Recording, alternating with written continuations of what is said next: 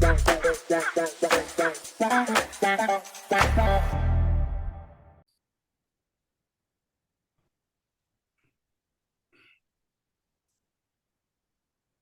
two countries sign a trade deal, the real story is rarely in the fine print.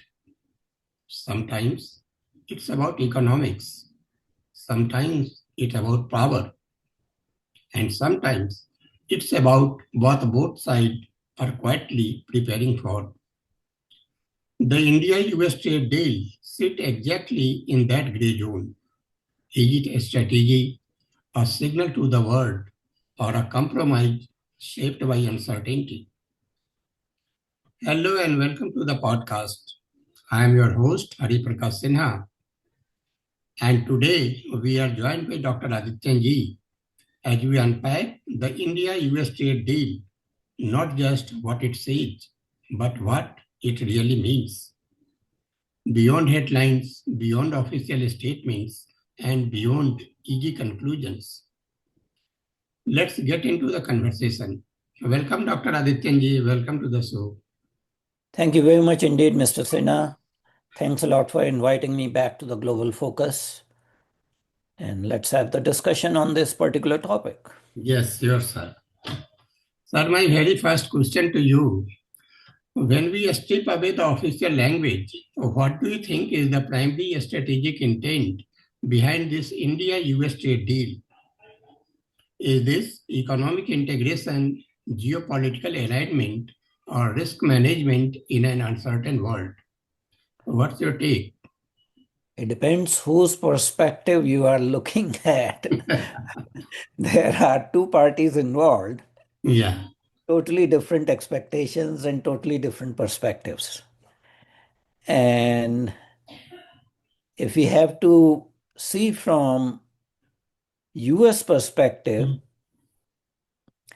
they are trying to save a relationship when everyone else was visiting New Delhi to sign a trade deal.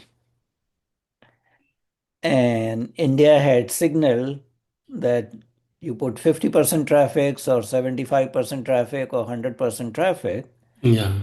continue to diversify our trading options, reflected by recent signing of bilateral either FTAs or CPEAs, Comprehensive Economic Partnership Agreements, Yeah. whether with UK, followed by Oman, New Zealand, Australia, UAE, and more recently EU. So it was basically signaling on part of India that you can put any punitive sanctions. We will continue to do trade with everyone else who is willing to trade with us. Yeah. And ultimately, that message was sent across. I believe there was a visit by India's National Security Advisor, Mr. Doval, to Washington, D.C., when he met his US counterpart, Mr. Marco Rubio, who also serves as the Secretary of State. He is wearing dual hats. That's it. And apparently, it is stated that Mr. Doval told Mr. Marco Rubio that if you keep on with this behavior of putting sanction and all, we'll wait for 3 years for this administration to finish its tenure. We are willing to do that, but we will not succumb to any pressure, bullying, and things like that. So US had to do something because impression was gathering domestically in US that the administration has committed a strategic mistake. Yeah. Some of the observers or pundits were saying that Trump was badly advised by two people.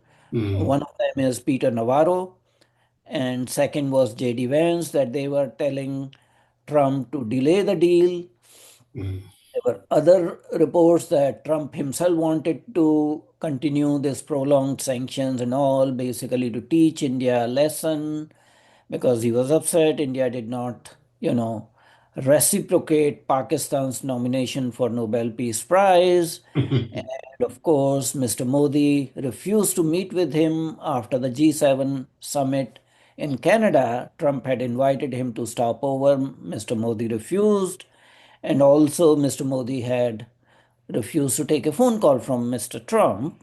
And Mr. Trump was livid with anger and considered that to be a disrespect and said that basically it's highly disrespectful. And he made a statement that anyway, Indian economy is a dead economy. So now you have total turnaround, and the acronym that was created, TACO, Trump always chickens out, proved correct. Because in his bravado and theatrical performance of punishing India with punitive tariffs, ultimately he was the one who had to announce that they are withdrawing the 25% punitive tariffs immediately, reducing the so-called reciprocal tariffs of 25%. They are not reciprocal. They are unilateral tariffs by United States to 18%, bringing it lower than the tariffs on Indonesia, tariffs on Pakistan, Bangladesh, and of course 35% that is for China. So India is in comfortable position of 18%. But if you look at from a different point of view, the announcement Mr. Trump made is not fully verified or endorsed by Indian side. Right. Indian side has only stated, in fact, if you see the X.com statement of Mr. Modi, that is very brief. It says that trade deal will be signed and US is reducing the tariffs to 18%. And that will further consolidate the bilateral relationship. So we don't have a deal signed yet legally. There's an announcement by the leaders.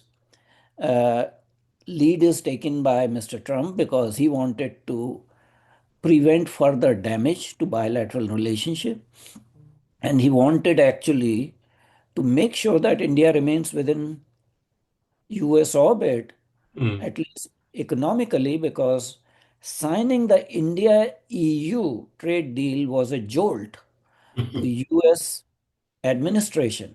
Yeah. Prior to that, they were like, from the uh, Howard Lutnick, the statements that the train has already left. Yeah. You left the train. You cannot come back at the same level of tariffs. Other people's tariffs have been announced and they are much higher. Furthermore, he said that, oh, by September, Indians will come back to Washington, D.C., and they will say, sorry, we want to sign the trade deal, and it will be, Trump's trade deal. Similarly, Scott Bessent also made similar kind of statements. He also criticized India EU trade deal and criticized the EU for signing the trade deal. So there was a lot of, consternation in the Trump administration as to what happened. India, EU were in negotiations for 19 years, and suddenly the optics is very good, the chemistry is very good. Ursula von der Leyen and the president of the European Council, they, they came to Delhi as chief guests as Indian Republic Day. It was lot of bonhomie. And there was a structured deal announced subject to legal scrutiny and ratification by EU Parliament. The other thing, the trends you were seeing, that India-China relationship started to warm and China started to de sort of debalance the imbalance in the trade by buying more Indian stuff. And what is going to happen that in April, Mr. Trump is going to China. Oh. He will be meeting Mr. Xi Jinping. They had, after the announcement of India-US trade deal and phone call between Modi and Trump, Mr. Trump next day had a phone call with Xi Jinping, trying to again remove the conflicts and say China is a good partner.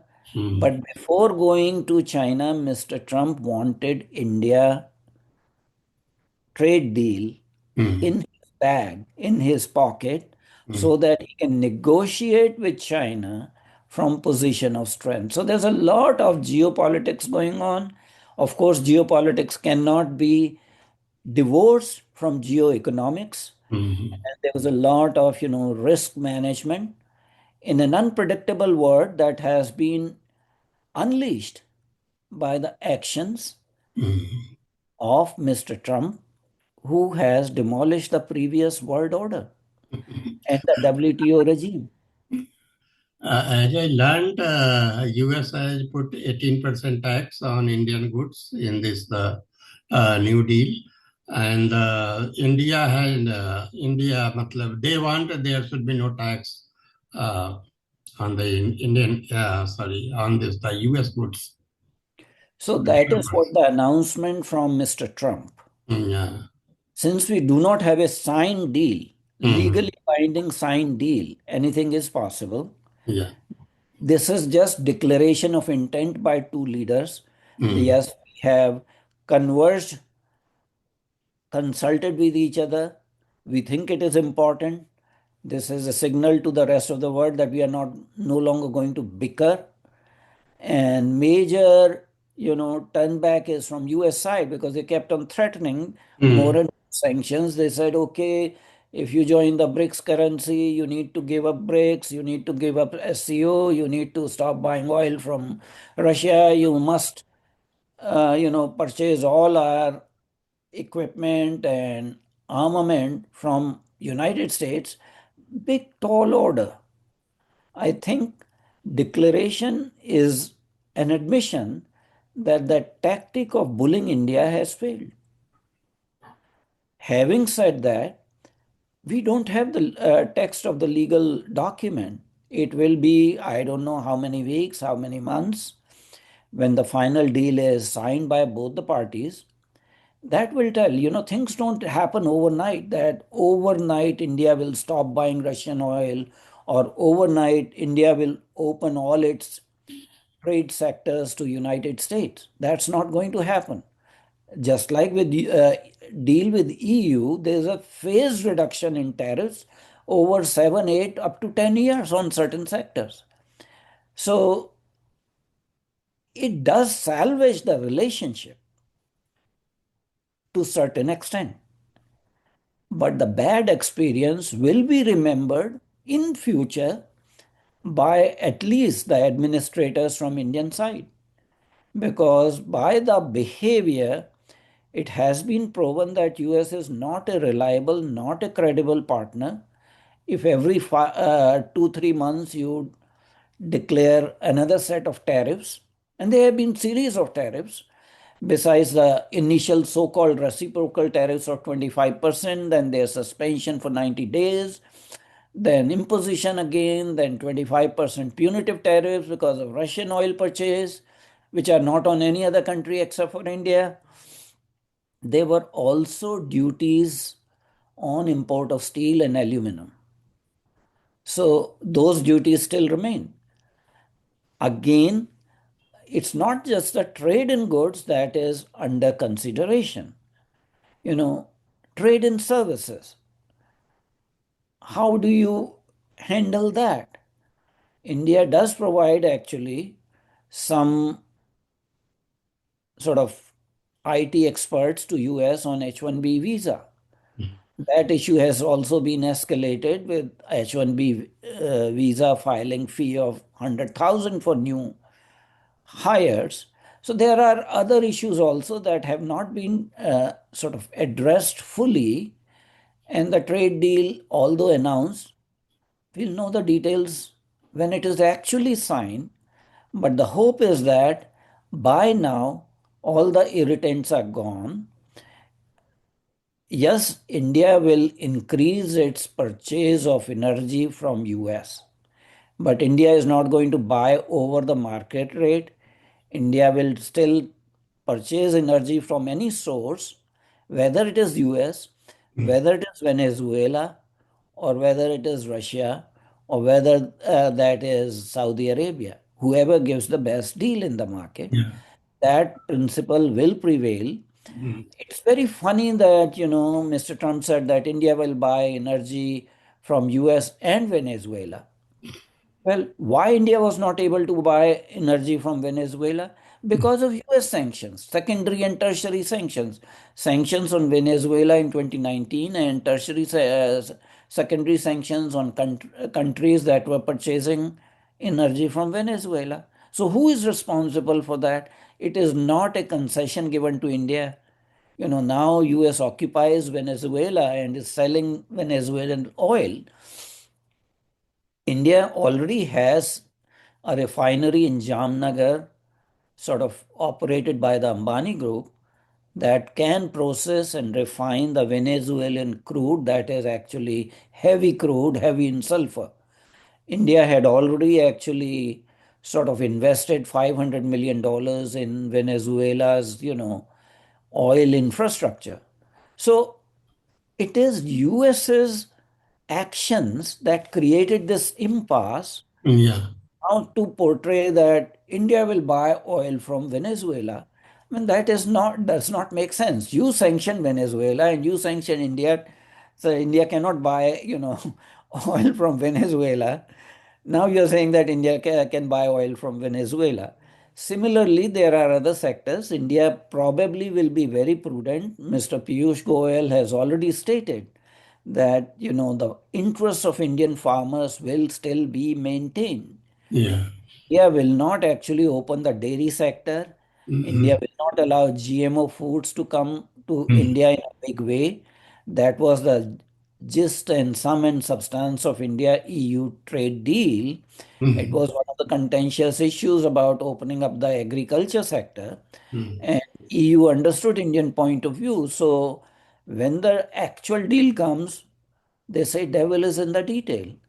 And despite the bravado shown by Mr. Trump in his, Truth Social statement that was 298 words that India will buy $500 billion dollars worth of American goods and energy and armaments, it's not going to happen overnight. In February of 2025, in the bilateral meeting between Mr. Trump and Mr. Modi, it was decided that bilateral trade between the two countries will be expanded to $500 billion dollars by 2030.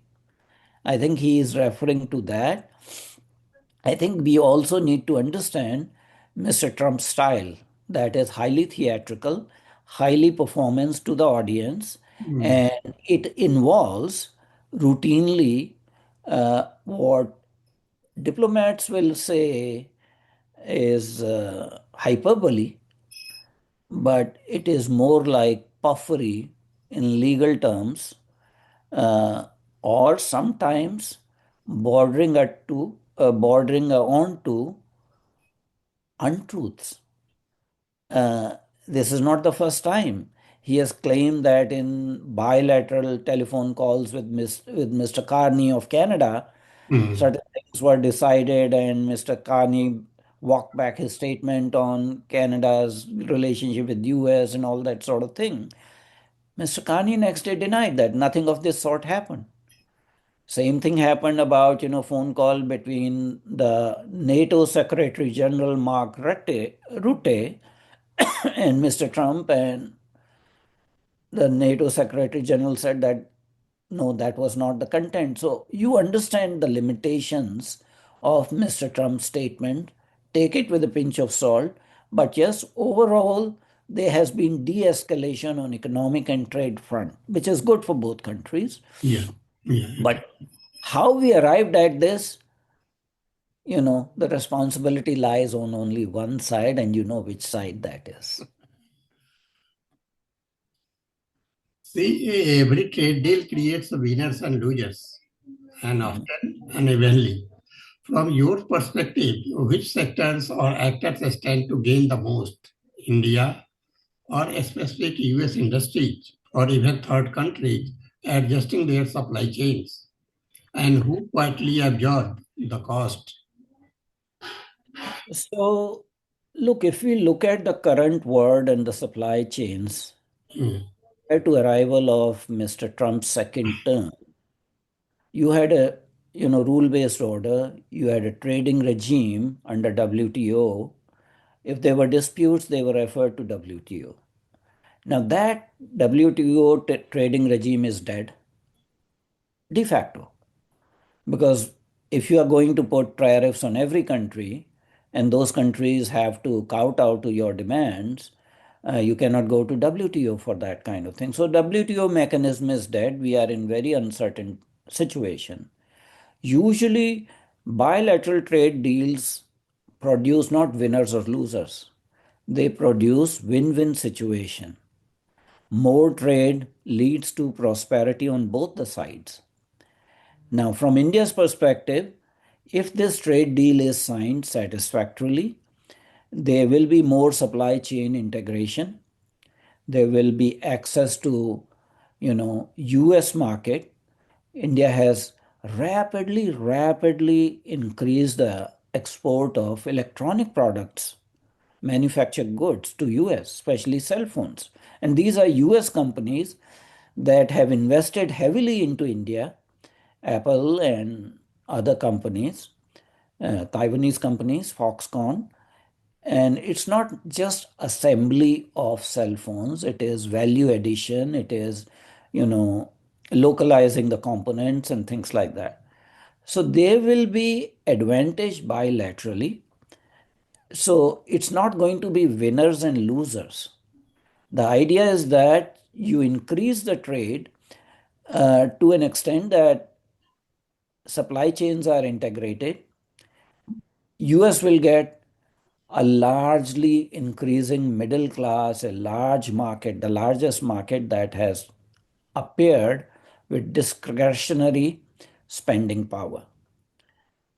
India will get access to, US market, which is very substantial.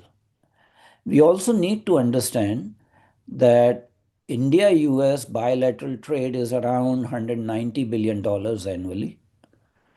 Similar figures are there for India and China, but that is heavily in China's favor. And the third trading partner you see is India EU. It's also, around the same level kind of thing. So between China and US, they take turns. One year, there's more trade with US, the next year more trade with China. So they are number one or number two. EU comes number three.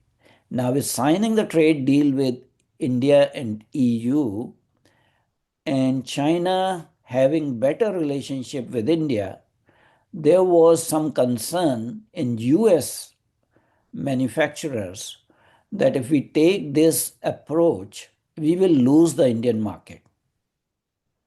So at this point in time, it is a salvaging operation by US administration to keep India on its side because you cannot actually disregard this large middle class, almost 500 million people's middle class, that is a big market. Ultimately, the idea is to sort of take away the leverage China has on US because of supply chain integration.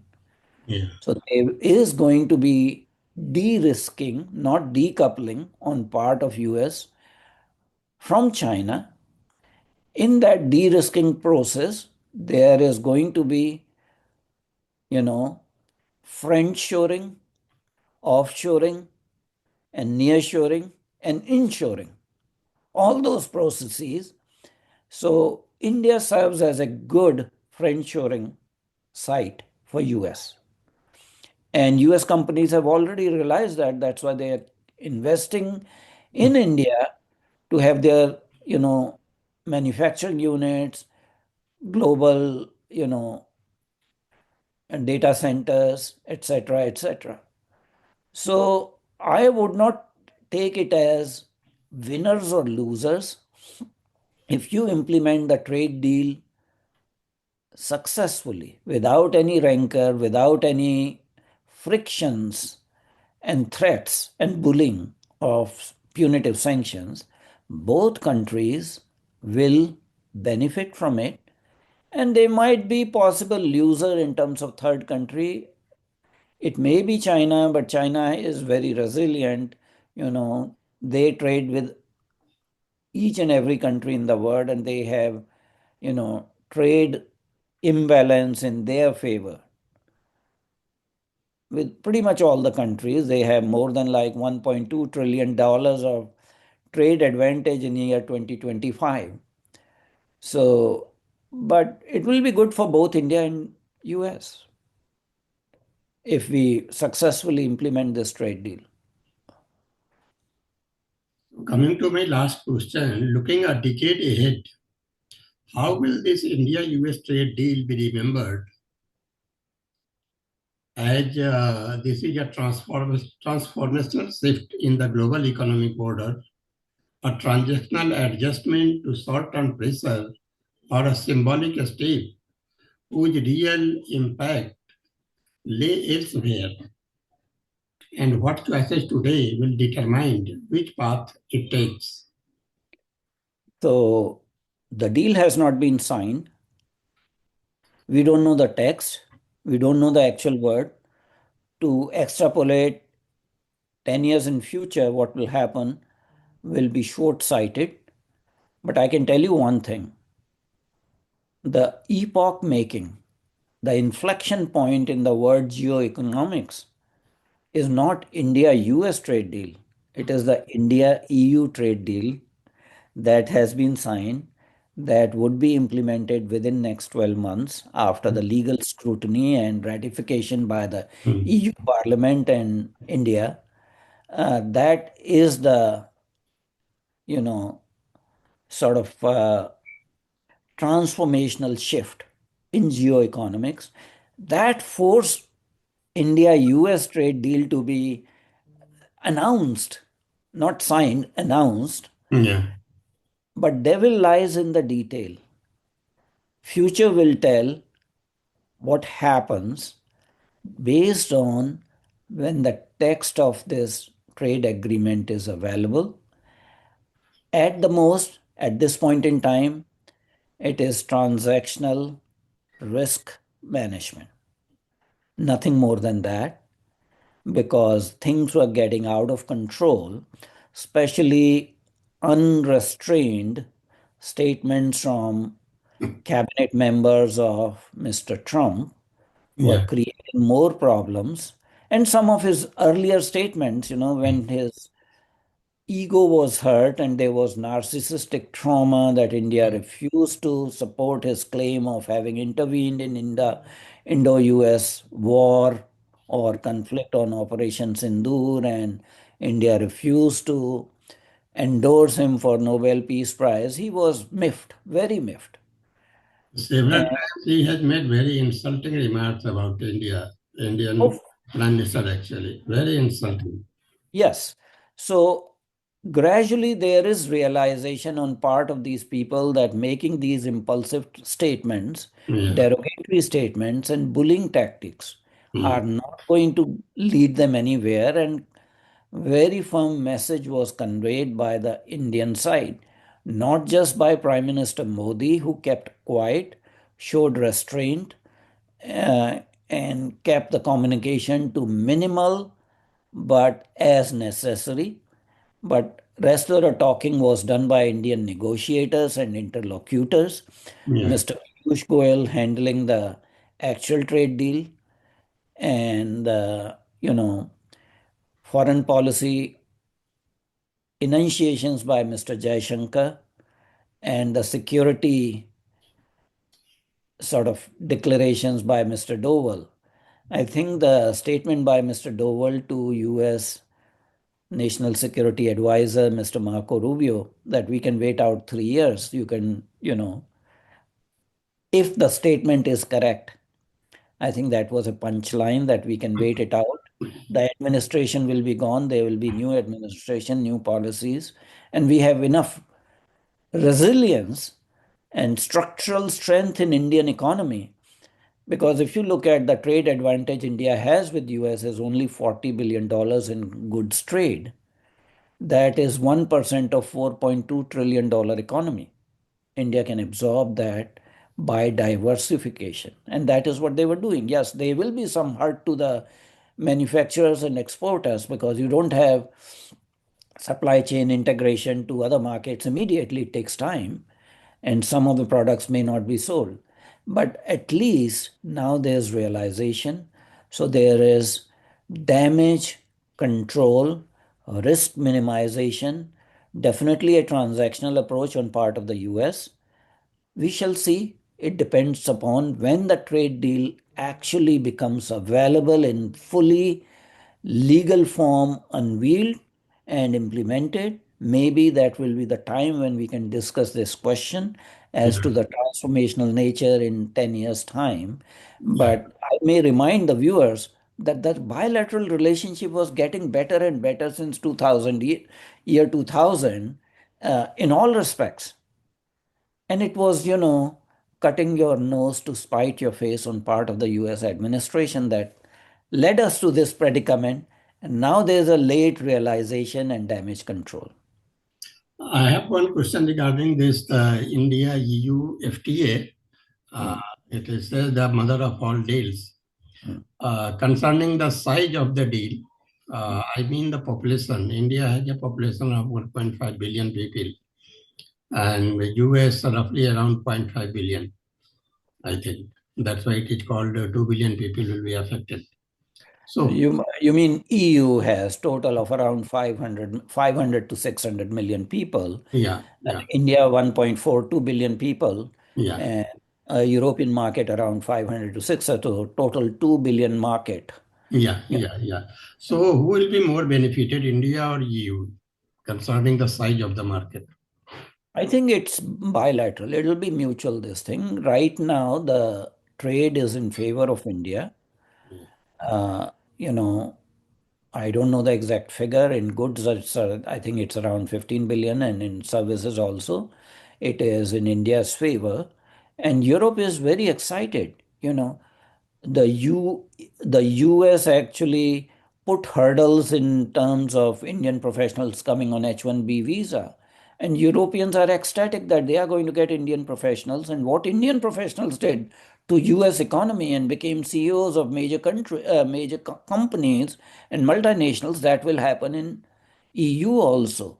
EU is happy that they will not get the, welfare recipients from other third world countries as a drag on their economy when they opened up immigration for certain Middle Eastern countries and Pakistan and stuff like that. They are very happy that Indian IT experts, professionals, intellectuals, services consultants will be coming to EU. So, again, it's not a question of who will benefit more. I think both parties will gain, and that's why I say that is the mother of all the deal. That is the transformational deal that is forcing US to succumb now to the situation, do damage control, do some whitewashing. They cannot take back the insulting and disparaging statements they had made against India, Indian leaders, Indian economy. The damage has been done, but this is a salvage operation. But transformational nature is definitely India EU deal with winners on both the sides. yeah. So that was all for today, friends. So this was all about the India-US trade deal, and we discussed a point for the India-EU FTA also. So if you have any question on mind, do comment, and we'll be taking up those questions in the next episode.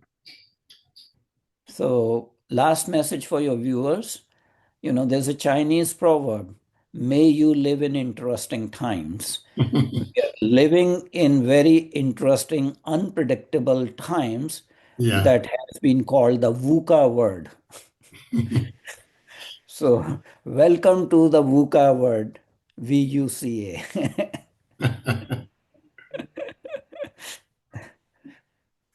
Thank you, Dr. Adityanjee. Thank you, sir. Thank you for a Thank you valuable very much time. indeed. It was a pleasure to talk to you on Global Focus platform.